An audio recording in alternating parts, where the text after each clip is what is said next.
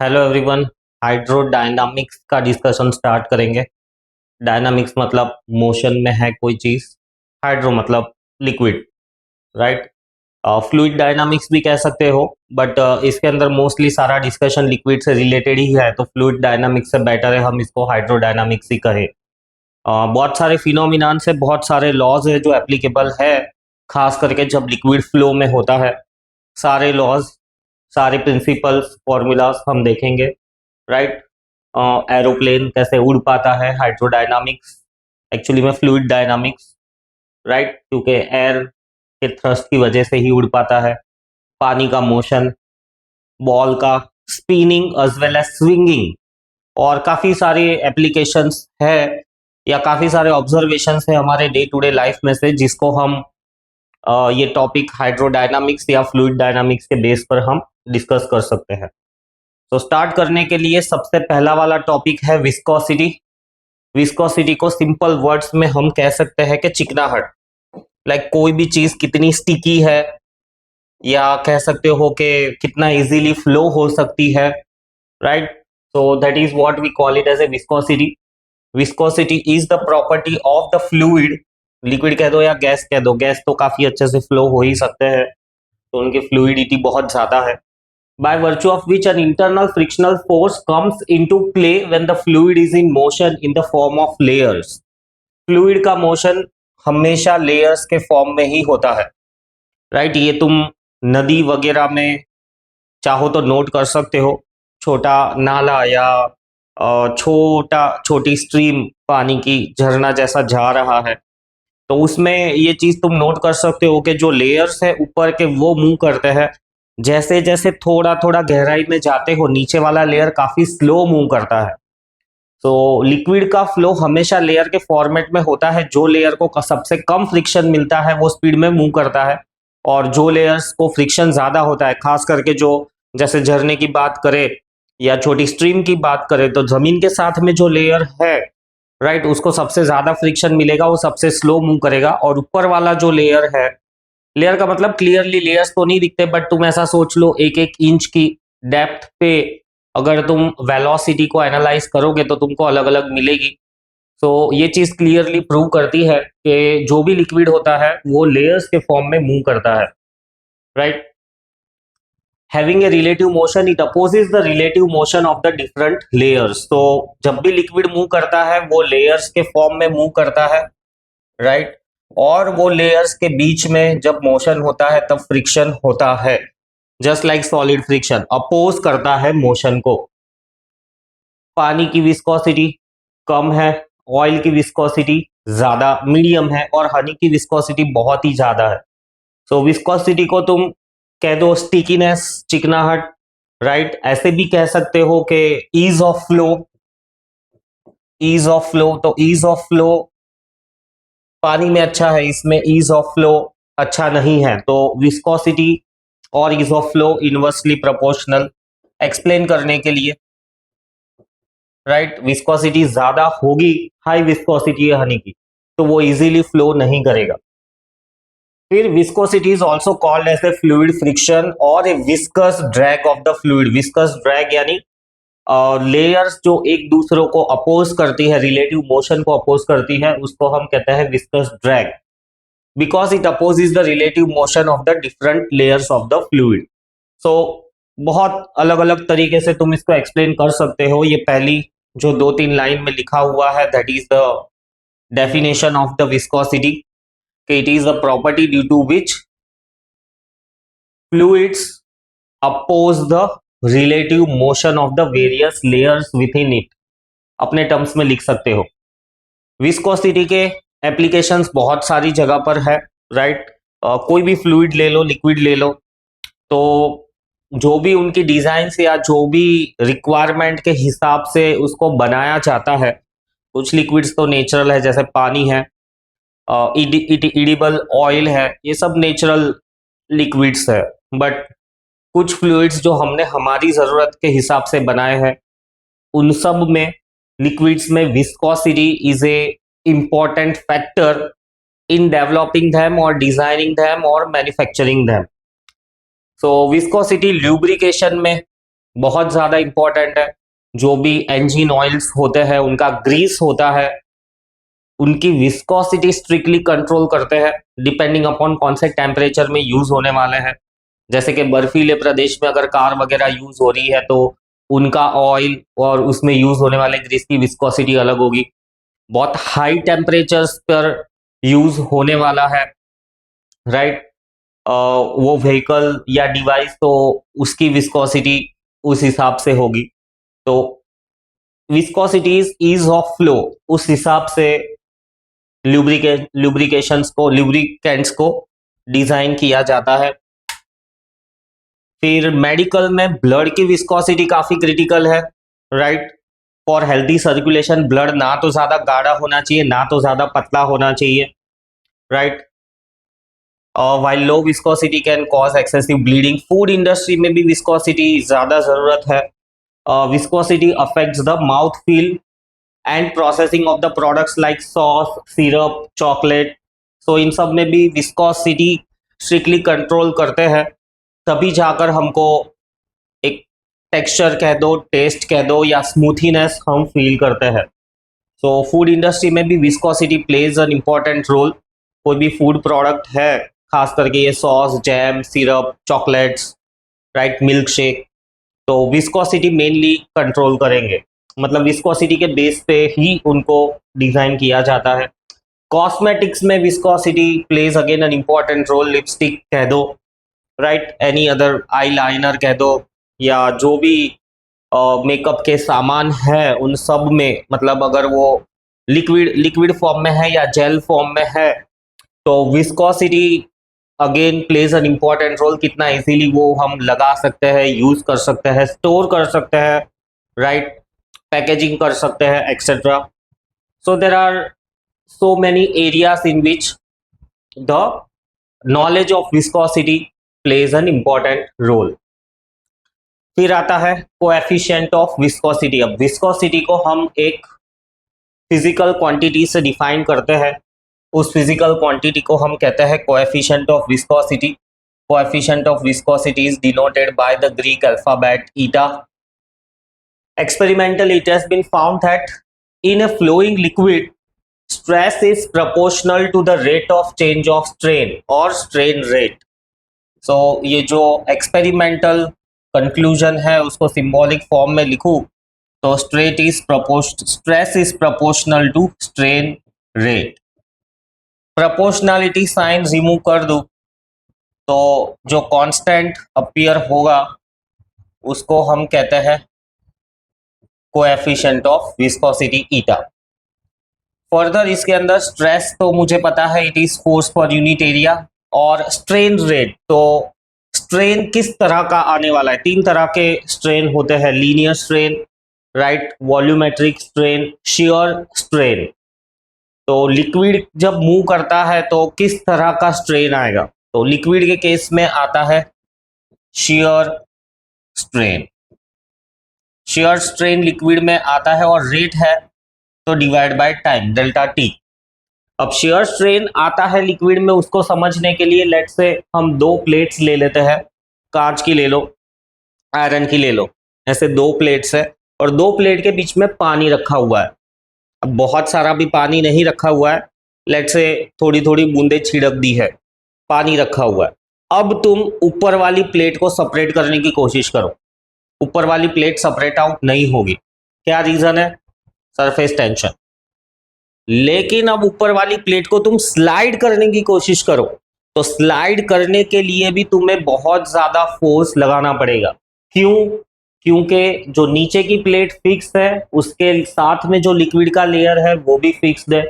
ऊपर वाले लेयर का लिक्विड प्लेट के साथ साथ सरकने की कोशिश कर रहा है और बीच वाले लेयर्स इंटरमीडिएट लेवल पे है, ना तो ऊपर वाले लेयर की तरह बहुत ज्यादा सरक रहे हैं ना तो नीचे वाले लेयर्स की तरह रेस्ट पे है, राइट। तो ऊपर वाली प्लेट पे तुम फोर्स F लगाते हो so that it may gain velocity V।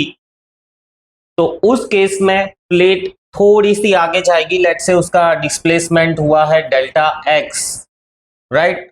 तो ये जो फिगर बन रहा है उस हिसाब से जो स्ट्रेन लगा है लिक्विड पे वो स्ट्रेन होगा shear strain, right. So shear strain की भी वैल्यू सब्स्टिट्यूट करें, F upon A eta, shear strain हो जाएगा delta X by L, delta T. Delta X upon delta T को हम वेलोसिटी कह सकते हैं, right. So V upon L formula है ये, viscous force F eta A V upon L, इसको ऐसे याद रखो, upon V by L. V by L जो है, नहीं,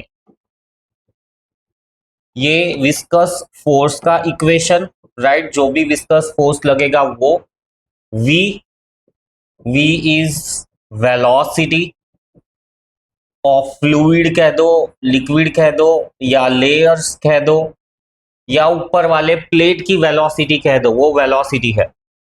ईटा को अगर हम सब्जेक्ट बनाए तो F L by A V, इस तरह से मैंने याद रखा हुआ है। पर इसको याद रखने का एक और तरीका है, v by L F upon A into velocity gradient.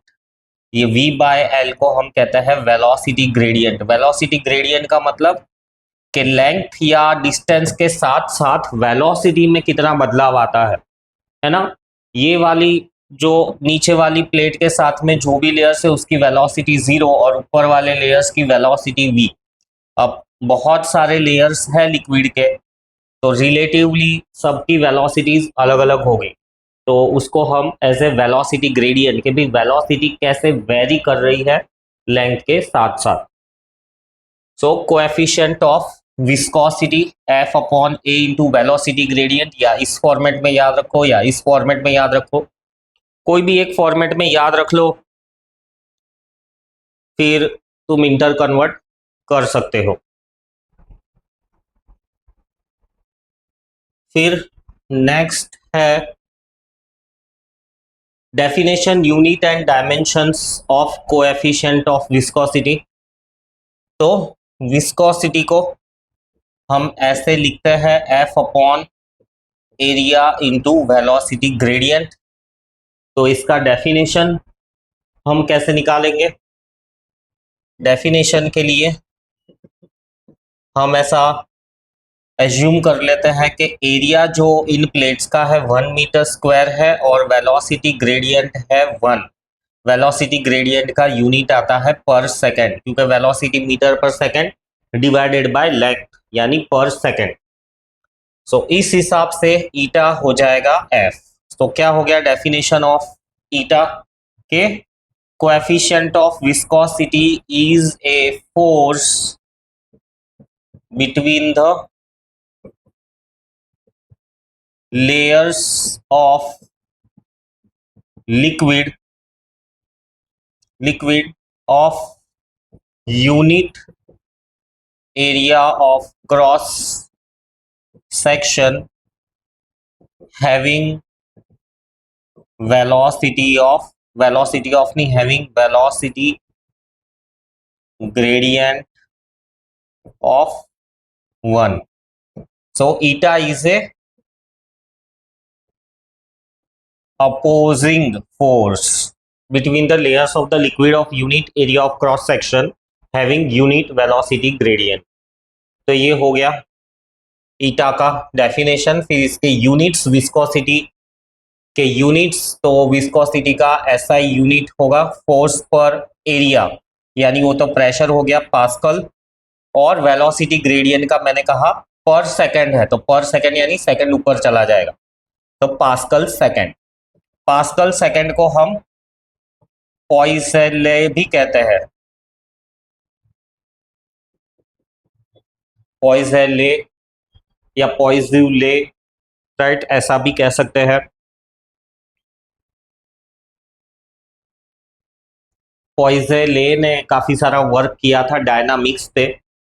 पॉइसेले है, बर्नौली है, फिर और भी है, ऐसे लीली वाले काफी सारे हैं, पॉइजेले, बर्नौली, ये सब, ली टॉर्सिली, इन सब लोगों ने डायनामिक्स में काफी काम किया था। पॉइजेले तो पेरिस का था, उतना मुझे पता है, बाकी दोनों कहाँ के थे वो नहीं पता है। तो ये एक यूनिट हुआ, ये एक यूनिट हुआ। फिर इसको ऐसे भी हम लिख सकते हैं, न्यूटन पर मीटर स्क्वायर और सेकंड, राइट, फंडामेंटल फॉर्मेट में। तो न्यूटन का हो जाएगा केजी मीटर पर second square, metre square second, एक सेकंड कैंसल, मीटर कैंसल, तो केजी पर मीटर सेकंड, ये फंडामेंटल फॉर्मेट का यूनिट हो गया, राइट। फिर इसके अलावा पॉइज़ले का सिंबल है पीएल, तो 1 पॉइज़ले इज इक्वल्स टू 10 पॉइज, ये भी एक रिलेशन है यूनिट्स के केस में। फिर इसका डायमेंशन, ग्रेविटेशनल फॉर्मेट्स में जो यूनिट लिखा है इसका फायदा ही ये है कि डायमेंशन हम इजीली निकाल सकते हैं, ml-1 t-1, ये हो जाएगा dimensional formula of coefficient of viscosity. फिर आता है रिलेटिव विस्कोसिटी। रिलेटिव विस्कोसिटी को शॉर्ट में मैं आर वी कहूँ तो रिलेटिव डेंसिटी को हम आर डी कहते हैं, तो इसको हम आर वी कह लेते हैं। Relative viscosity is defined as viscosity of substance या liquid upon viscosity of water, इसको हम कहते हैं relative viscosity. Viscosity of water is equals to 1 at 20 degree centigrade और इसकी वैल्यू होती है 0.3 एट 100 डिग्री सेंटीग्रेड। याद रहे तो रख लो, नहीं तो कोई बात नहीं है, बट कुछ चीजें तो बहुत अच्छे से इसमें मेमोराइज कर लेनी है। फिर नेक्स्ट आता है coefficient of viscosity for some common fluids, right. पानी की 20 डिग्री सेंटीग्रेड पे है 1, 100 डिग्री सेंटीग्रेड पे है 0.3, ब्लड थोड़ा थिक है, देखो 2.7 पास्कल सेकंड, पास्कल सेकंड कह दो या पॉइसेले कह दो, पीएल पॉइसे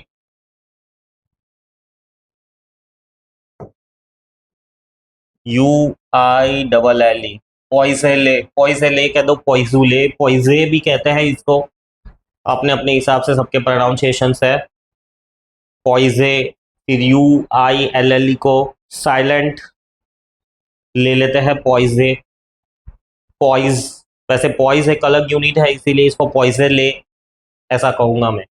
ब्लड थोड़ा ठीक रहता है, मशीन का ऑयल, राइट, टेम्परेचर बढ़ता है तो उसकी विस्कोसिटी कम हो जाती है, इजीली फ्लो करता है, ठंडा करता है मशीन को तो वो अच्छे से फ्लो होना ही चाहिए।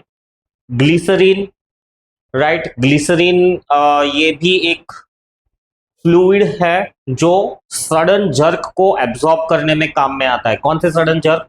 कुछ मीटर्स वगैरह होते हैं प्रेशर के, प्रेशर गेज के मीटर्स, अगर प्रेशर सडनली मतलब गेज को कनेक्ट किया, प्रेशर बहुत ज़्यादा है तो सुई बहुत स्पीड में एक साइड पे घूम जाती है, अल्टीमेटली डैमेज हो सकता है। तो सुई धीरे धीरे धीरे रिलेवेंट प्रेशर तक पहुंचे, इसीलिए उसके अंदर पूरा ग्लिसरीन भर देते हैं। हनी की विस्कोसिटी काफ़ी ज़्यादा है एंड सो ऑन। एयर की विस्कोसिटी बहुत ही कम है, मतलब कि वो बहुत इजीली फ्लो हो सकती है। विस्कोसिटी जितनी ज़्यादा होगी वो उतना कम इजीली फ्लो हो पाएगा। Distinction between viscosity and solid friction, again ये theoretical. Viscosity is similar to the solid friction in the following aspect. So ये कुछ चीज़ें कॉमन बातें हैं सॉलिड और फ्लूइड के फ्रिक्शन के बारे में। Both come into play whenever there is a relative motion, both opposite relative motion. तो जो विस्कोसिटी है ये लिक्विड का फ्रिक्शनल फोर्स है, तो ऑब्वियसली अपोजिंग ही होगा। Both are due to molecular forces, internal molecules के वांडरवाल फोर्स कह दो, वीक एडहेसिव या कोहेसिव फोर्सेस कह दो, राइट, उनकी वजह से है। Both act tangentially in the direction opposite to that of the motion, motion ऐसे हो रहा है तो ये अपोजिंग फोर्स उल्टी डायरेक्शन में आएगा। Frictional force between the two solid surface is independent of, solid का जो फ्रिक्शन है एरिया ऑफ कांटेक्ट पे डिपेंड नहीं करता, रिलेटिव वेलोसिटी पे डिपेंड नहीं करता। Solid friction is directly proportional to the normal reaction. Laws of motion पढ़ा है तो ये पॉइंट्स बहुत अच्छे से क्लियर होंगे। फिर viscosity differs from the solid friction in the respect. तो ये क्या क्या डिफरेंस है? एक तो सॉलिड का फ्रिक्शन एरिया पे डिपेंड नहीं करता बट लिक्विड का फ्रिक्शन एरिया पे डिपेंड करता है। फिर सॉलिड का फ्रिक्शन रिलेटिव वेलोसिटी पे डिपेंड नहीं करता है बट लिक्विड्स में रिलेटिव वेलोसिटी पे डिपेंड करता है। लिक्विड में दो लेयर के बीच में कितना डिस्टेंस है उस पर भी डिपेंड करता है। Viscosity does not depend upon the normal reaction. Normal reaction का कुछ काम नहीं है लिक्विड में, वो सिर्फ सॉलिड्स में ही काम आता है normal reaction. So these are the points of difference between viscosity and solid friction. फिर पॉइज़लेस फॉर्मूला। पॉइज़ले ये रहे, पेरिस में ही पैदा हुए, पेरिस में ही मरे और उन्होंने ये जो फ्लूइड डायनामिक्स थे उन पर काफ़ी काम किया। सो पॉइज़ले ने क्या कहा कि वॉल्यूम फ्लो रेट को मैं कैपिटल वी से डिनोट करूंगा। Capital V volume flow rate, जिसको हम ऐसे भी कह सकते हैं कि rate of change of volume with time, दोनों ही फॉर्मेट में याद रखो। सो ये जो वॉल्यूम फ्लो रेट है राइट, उसने ऐसा खोज के बताया एक्सपेरिमेंटली कि volume flow rate is directly proportional to the pressure of the fluid, right? It is directly proportional to the fourth power of the radius of the tube, जिस tube में भी फ्लो हो रहा है। Poiseuille studied the rate of flow of liquid through a horizontal capillary tube। horizontal capillary tube में liquid के flow को study करा और उसने ये सारे कंक्लूजन्स निकाले। It is inversely proportional to the fluid density, viscosity, and it is also inversely proportional to the length of the tube। ये सारे फैक्टर्स को जब हम कंबाइन कर देते हैं तो हमें मिलता है V is equals to PR4 upon eta L। ये आ गया पॉइज़ले का फॉर्मूला। π/8 कांस्टेंट ऑफ प्रोपोर्शनैलिटी को हम हटाएंगे तो π/8 आएगा। So π/8 PR4 eta L is equals to the volume flow rate। Volume flow rate यानी rate of change of volume with time. और उसको भी फर्दर लिखना चाहो तो वॉल्यूम कैसे हमको मिलता है? वॉल्यूम हमको मिलता है area into length, right? Area of cross section into length. इसको भी फर्दर एरिया डिफरेंशिएशन के बाहर dl/dt, और dl/dt को हम लिख सकते हैं velocity of the fluid. So velocity को हम ये थोड़ा स्टाइल वाला v बना के डिनोट करते हैं। बहुत इंपॉर्टेंट है ये, आगे भी डेरिवेशन में काफ़ी यूज होने वाला है कि volume flow rate, volume can be substituted as area into length. Area को बाहर निकाल दो, कांस्टेंट है। क्रॉस सेक्शनल एरिया जो भी पाइप है, ट्यूब है, उसका चेंज नहीं होने वाला है। और change in length with time is velocity. So volume flow rate ये है पॉइज़लेस फॉर्मूला। पॉइज़लेस फॉर्मूला की एक कंडीशन भी है कि it is valid for steady flow. Steady flow यानी आराम से जो चीज फ्लो करती है, जैसे कि तेल के डिब्बे में से तेल निकालो या बॉटल में से तेल निकालो, आराम से फ्लो करता है, तो तब हम ये पॉइज़लेस फॉर्मूला यूज कर सकते हैं। बहुत हैपेजार्डली या टर्ब्यूलेंट वे में फ्लो हो रहा है तो ये फॉर्मूला एप्लीकेबल नहीं है। पॉइज़लेस फॉर्मूला हम डायमेंशनल एनालिसिस से भी डिराइव कर सकते हैं। तो डायमेंशनल एनालिसिस का जस्ट एक रिवीजन है, π/8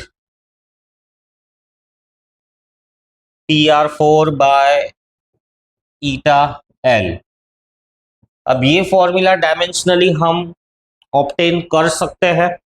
अब डायमेंशनली फॉर्मूला ऑब्टेन करने के लिए लेफ्ट साइड में वॉल्यूम फ्लो रेट हमारे पास 3 डायमेंशंस रहेंगे, MLT। राइट साइड में भी हमारे पास वो 3 ही क्वांटिटीज या 3 अननोन वेरिएबल्स होने चाहिए, तो ही हम इसको ऑब्टेन कर सकते हैं। क्या कहा मैंने, समझो इसको। तो let's say v is equals to k times p by l to the power a, r to the power b और eta to the power c। अब p और l को मैंने क्यों कंबाइन कर दिया, इसको हम प्रेशर ग्रेडियंट कह सकते हैं और कंबाइन करना ही पड़ेगा। l को अलग रखोगे, राइट, तो l का पावर d, सपोज l का पावर d ले लेते हो, तो a b c d 4 unknown variables, but इस तरफ तो हमारे पास 3 ही पावर्स है, m का पावर, l का पावर, t का पावर। तो 3 पावर इस तरफ, 3 अननोन इस तरफ, तब हम ढूंढ पाएंगे। बट 4 अननोन इस तरफ और इधर सिर्फ 3 नोन है, तो हम नहीं ढूंढ पाएंगे। इसीलिए ये कंसेप्ट कह दो, लॉजिक कह दो कि एक को क्लब कर दो। So p by l is pressure gradient, सबके डायमेंशन सब्स्टिट्यूट कर दो। वॉल्यूम फ्लो रेट यानी volume upon time, so volume right upon time, और m का पावर आएगा 0। अदर साइड पे प्रेशर का dimensional formula ml-1 t-2, right. Pressure का डायमेंशनल फॉर्मूला ml-1 t-2, और नीचे l है तो l का power -1 raise to the power a, r length है, पावर b ईटा, अभी ढूंढा हमने ml-1 t-1 का power c। Further simplifying, m का पावर आएगा a प्लस c, l का पावर आएगा -2a plus b minus c, और t का पावर आएगा -2a minus c, right. Powers को कंपेयर करते हैं हम, तो a plus C is equals to 0, -2a plus b minus c is equals to 3, और -2a minus c is equals to -1। इसमें से माइनस को कॉमन निकाल कर हम ऐसा लिख सकते हैं, इधर से a will be equal to -c। इस चीज को अगर मैं इधर सब्स्टिट्यूट कर दूं, a इक्वल टू -c, यानी ये -2c plus c is equals to 1, -c equal to 1, यानी c की वैल्यू मिली मुझे -1, a की value 1। So -2 plus b plus 1 equal to 3, -1 उस तरफ जाएगा तो 4, b इक्वल टू 4। सब्स्टिट्यूट कर दो तो v will be equal to k p by l to the power 1, r का पावर 4 और ईटा का पावर -1, यानी k p r 4 upon eta l। k की वैल्यू फिर एक्सपेरिमेंटली मिलती है 5/8। सो डायमेंशनली ऑब्टेन किया। बट ये जो लॉजिक मैंने कहा 3 unknown, 3 unknown, 3 known and 3 unknown, ये ध्यान रखना। क्लबिंग भी रैंडमली नहीं करना है, प्रेशर और रेडियस को क्लब नहीं करना है, फिजिकल क्वांटिटी बननी चाहिए क्लबिंग से। तो यहां पर ये फिजिकल क्वांटिटी बनती है प्रेशर ग्रेडियंट। प्रेशर ग्रेडियंट मतलब लेंथ के साथ साथ प्रेशर कैसे वेरी करता है। फिर उसके बाद में है Poiseuille's formula, points to note. According to Poiseuille, volume flow rate is PR4 by eta L equal to P by R, where R equal to 8 eta L pi R4, it's called as liquid resistance। तो इसमें से ये जो constant है पाई 8 ईटा और R, right, P को हटा दो, लेंथ भी इंक्लूडेड है। सो पाई 8 ईटा R, लेकिन P को हटा दो, इतनी चीजें कांस्टेंट है, उन सबको कंबाइन करके बनता है R called as liquid resistance, right. याद रखो 8 eta L upon pi R4 liquid resistance। When two capillary tubes of the length L1 and L2, radius R1 and R2 are joined in series through which a liquid is flowing, then the equivalent resistance, series combination of resistance पढ़ा होगा, है ना। तो 8 eta L1, दो length tubes अलग अलग है, तो लेंथ अलग है, रेडियस अलग है। तो इस हिसाब से सीरीज में जब कंबाइन करेंगे तो टोटल लिक्विड रेजिस्टेंस कैसे होगा, और पैरेलल में जब हम कंबाइन करेंगे तो पैरेलल वाला रेजिस्टेंस कितना होगा। तो पॉइजनलेस फॉर्मूला के ये इंपॉर्टेंट कंक्लूजन्स। फिर नेक्स्ट आता है Stokes law. Stock Stoke stock नहीं, स्टॉक तो STOC होता है, stock Stoke Stokes law. Stokes law drag force यानी कोई भी सब्सटेंस फ्लूइड से पास होगा तो उसका रिलेटिव मोशन अपोज होगा, राइट। जैसे कि पैराशूट से गिरने वाला डाइवर, राइट, तो वो भी जब नीचे गिर रहा है हवा का फ्रिक्शन उसको उसके मोशन को अपोज कर रहा है, मतलब उसकी वेलोसिटी को घटा रहा है। हवा में भी कोई ऑब्जेक्ट फेंकोगे तो अगर मोशन आगे की तरफ है तो जो फ्रिक्शनल फोर्स है F, जो कि हमने वो इसमें विस्कोसिटी का जो फॉर्मूला था, राइट, उसमें देखा eta equal to F upon A into velocity gradient. तो ये जो है ये फ्रिक्शनल फोर्स है। अभी हम ढूंढेंगे ड्रैग फोर्स। ड्रैग फोर्स के जब ये फ्रिक्शनल फोर्स है लिक्विड का, ड्रैग फोर्स यानी पूरा का पूरा सब्सटेंस जब मूव करता है तब कितना, ये फ्लूइड के अंदर अंदर का फ्रिक्शनल फोर्स है। बट जब कोई ऑब्जेक्ट मूव करता है तो उस पर कितना फ्रिक्शनल फोर्स लगेगा वो दिया था स्टोक ने। Stoke, when a small spherical body moves through a viscous medium at rest, the layers of the medium touching the body are dragged along with it। चलती हुई ट्रेन या कार से हाथ बाहर निकालो, बहुत ज्यादा भी हाथ बाहर मत निकालो, नहीं तो फिर हाथ बचेगा नहीं।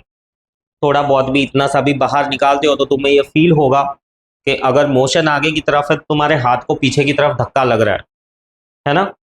और ऐसा हाथ रखोगे तो धक्का बहुत ज्यादा होगा, ऐसा हाथ रखोगे तो थोड़ा धक्का कम हो जाएगा। तो ऐसा हाथ रखना, ऐसा हाथ रखना, ये ओरिएंटेशन के हिसाब से भी ड्रैग फोर्स चेंज होता है। सो इसी वजह से जो भी रेसिंग कार्स होती है, एरोप्लेन्स होते हैं, उनके शेप एरोडायनामिक बनाते हैं। एरोडायनामिक मतलब के इस तरह का शेप के फ्लूइड का फ्रिक्शन, चाहे पानी हो हवा हो, वो फ्रिक्शन कम से कम हो। बुलेट ट्रेन देखी हो, right. But the layers of the medium away from the body are at rest. This causes a relative motion between the different layers of the medium. As a result of this, a backward dragging force comes into play, which opposes the motion of the body. This backward dragging force increases with the increase in the velocity of the body. Stokes found that the backward dragging force acting on the small spherical body of the radius r moving through a medium of coefficient of viscosity eta with velocity v is given by 6 pi eta r into velocity। so ये stock ने ढूंढ के बताया था। इसका कुछ ऐसा derivation नहीं है, वो प्रोपोर्शनलिटी के हिसाब से तुम लिख सकते हो। 6 पाई कांस्टेंट है, eta coefficient of viscosity, R body का रेडियस है। और ये चीज मैंने इसलिए सर्कल की, स्फीयरिकल बॉडी। अब तुम और मैं कूदेंगे तो हम स्फीयरिकल नहीं है, तो कैसे ड्रैग फोर्स कैलकुलेट करेंगे, हम हमारा इक्विवेलेंट स्फीयर एज्यूम कर लेंगे, राइट। कोई भी ऑब्जेक्ट हो, अगर क्यूब गिर रहा है तो उसको इक्विवेलेंट स्फीयर एज्यूम कर लो, और ये फॉर्मूला अप्रोक्सीमेटली तुम अप्लाई कर सकते हो। तो ये है Stokes law. Stokes law, right, ये देता है हमको ड्रैग फोर्स ऑन बॉडी, और वो जो फॉर्मूला है वो देता है frictional force, right, with in the layers, with in the fluid. Confusion नहीं होना चाहिए। फिर importance of the Stokes law. This law is used in determination of the electronic charge with the help of Millikan's oil drop experiment। Millikan ने oil drop experiment किया था, right. Charged oil drops को उसने electric field में गिराया था charge ढूंढने के लिए, चार्ज ऑन एन इलेक्ट्रॉन। तब ये स्टोक्स लॉ के हिसाब से कैलकुलेशंस हुए थे। The law accounts for the formation of the clouds in the sky. This law accounts why the speed of the raindrop is less than the body falling freely with a constant velocity. है ना, तुम और मैं कूदेंगे तो drop से तो ज्यादा ही speed में नीचे आएंगे. सो स्टॉक लॉ उसको एक्सप्लेन करता है कैसे, वो अभी हमारा टॉपिक नहीं है डिस्कशन का, फिर वो पीएचडी में उतर जाएंगे हम. Man coming down with the help of the parachute, तो उस पर भी जो ड्रैग फोर्स लग रहा है उसको भी स्टॉक्स लॉ. स्टॉक्स लॉ, ये स्टॉक्स लॉ का स्पेलिंग रॉन्ग है, STO के आता है. Stocks Stokes law, STOKE. Stokes law, stock. फिर नेक्स्ट आते हैं हम टर्मिनल वेलोसिटी पे. टर्मिनल वेलोसिटी यानी अब कोई चीज नीचे गिर रही है तो ड्रैग फोर्स ऊपर की तरफ एक्ट हो रहा है. तो अल्टीमेटली ड्रैग फोर्स तो डिपेंड करता है वेलोसिटी पे. ये हमने देखा ड्रैग फोर्स का equation, F is equals to 6 pi eta radius of the body into velocity. So जैसे जैसे वेलोसिटी बढ़ेगी ड्रैग फोर्स भी बढ़ता जाएगा, तो एक वक्त के बाद में फोर्सेस बैलेंस कर लेंगे. तो चलो देखते हैं कि कोई भी ऑब्जेक्ट अगर ऊपर से नीचे गिर रहा है तो उस पर कौन से फोर्सेस एक्ट हो रहे हैं. तो एक तो आएगा फोर्स नीचे की तरफ, right, weight W will be equal to mg. एक फोर्स आएगा अपथ्रस्ट ऊपर की तरफ और दूसरा फोर्स आएगा ड्रैग फोर्स, FD से इसको मैं डिनोट करता हूं. तो इसको यूज करके हम टर्मिनल वेलोसिटी यानी वो मैक्सिमम कांस्टेंट वेलोसिटी जो कि गिरती हुई बॉडी एक्वायर कर लेगी. जनरली हमें ऐसा लगता है कि कोई भी ऑब्जेक्ट को फेंकेंगे, कांस्टेंट एक्सेलरेशन है तो वेलोसिटी बढ़ती जाएगी. नहीं, वो कुछ हद तक बढ़ के फिर बाद में कांस्टेंट हो जाती है क्योंकि ड्रैग फोर्स एक्ट होता है. So let's derive the equation for the drag force, right. Weight logic ये है, weight of the body is balanced by upthrust plus drag force. Weight of the body is given by mg, upthrust is given by volume of the body, density of the fluid को let's say मैं sigma से denote करता हूं,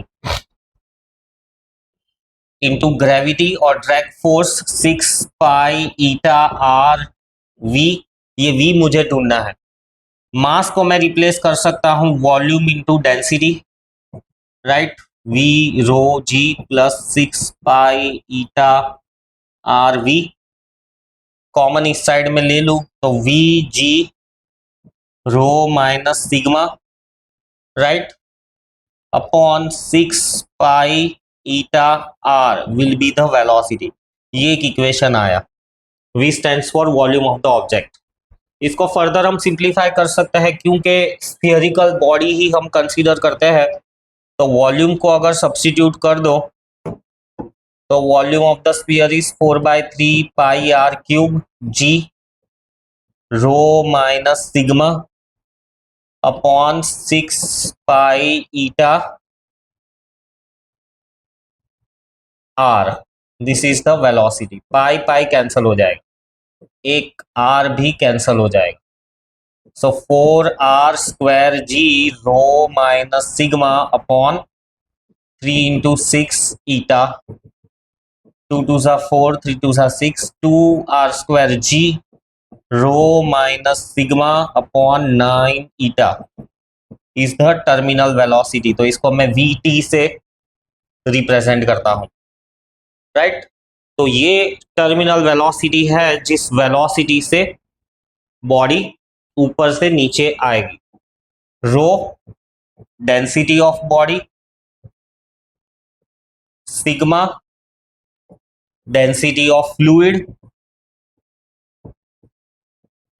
फिर eta coefficient of viscosity, R radius of body, G G क्या है, G acceleration due to gravity.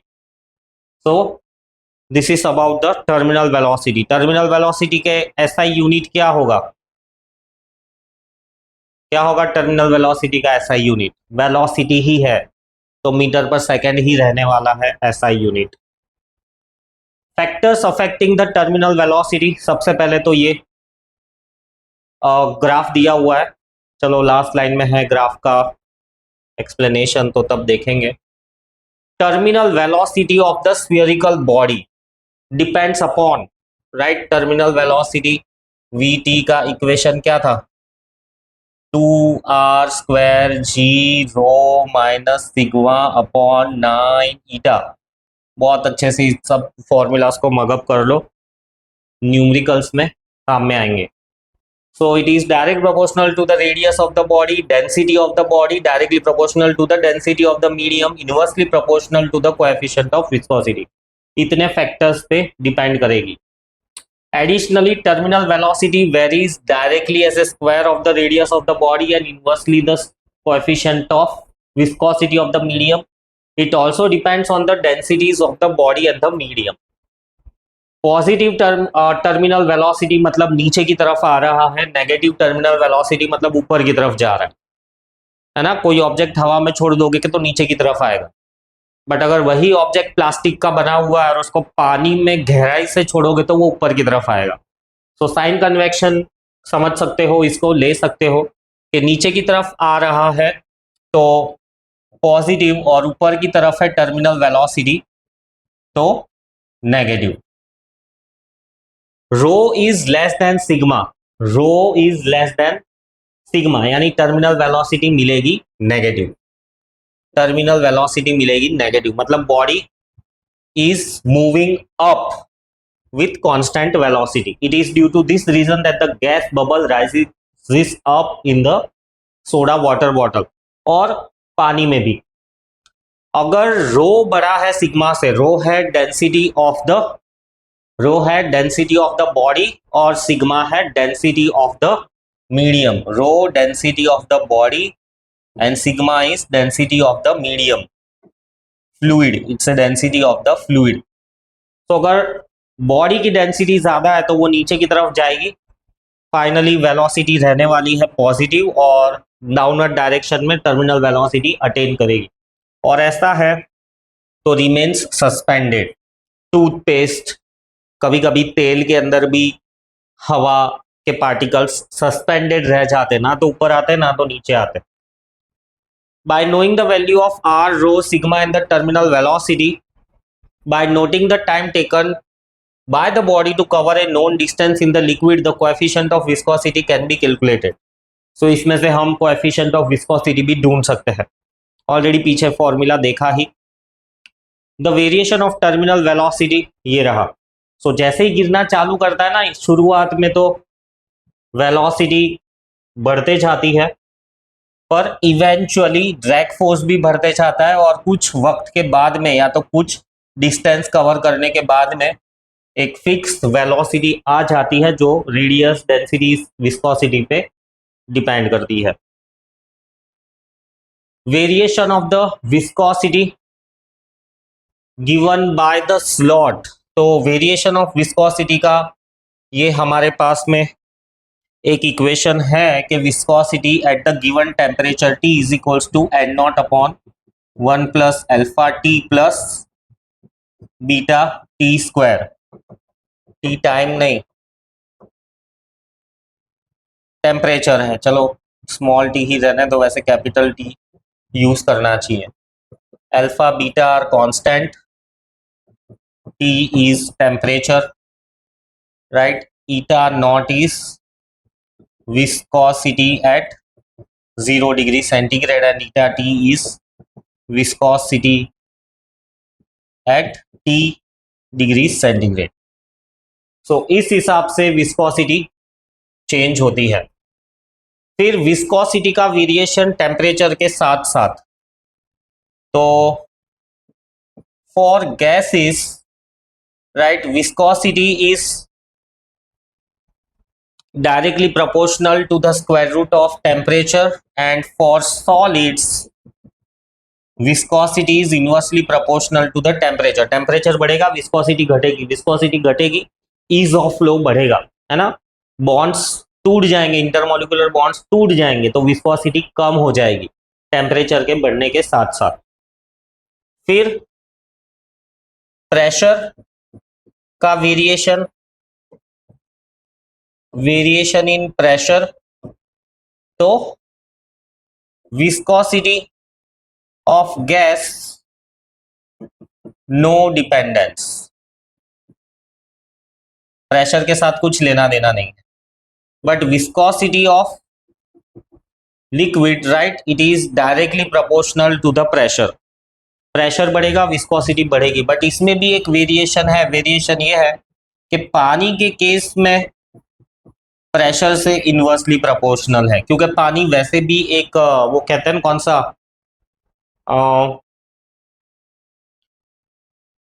Abnormal fluid है, ये एबनॉर्मल बिहेव करता है, एनोमैलस बिहेवियर ऑफ वाटर। तो उस वजह से पानी की विस्कोसिटी प्रेशर से कुछ अलग तरीके से वेरी करती है। सो ये है वेरिएशन ऑफ विस्कोसिटी। फिर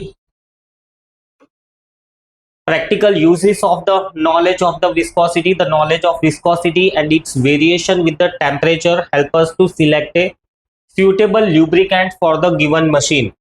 ऑब्वियसली आगे हम लोगों ने पहले देख ही लिया कि विस्कोसिटी के बेसिस पे ही जो लुब्रिकेंट्स है उनकी थिकनेस, थिननेस डिसाइड करते हैं depending upon application. Knowledge of viscosity of some organic liquids like honey, proteins, cellulose help us in determining their shape and molecular weight.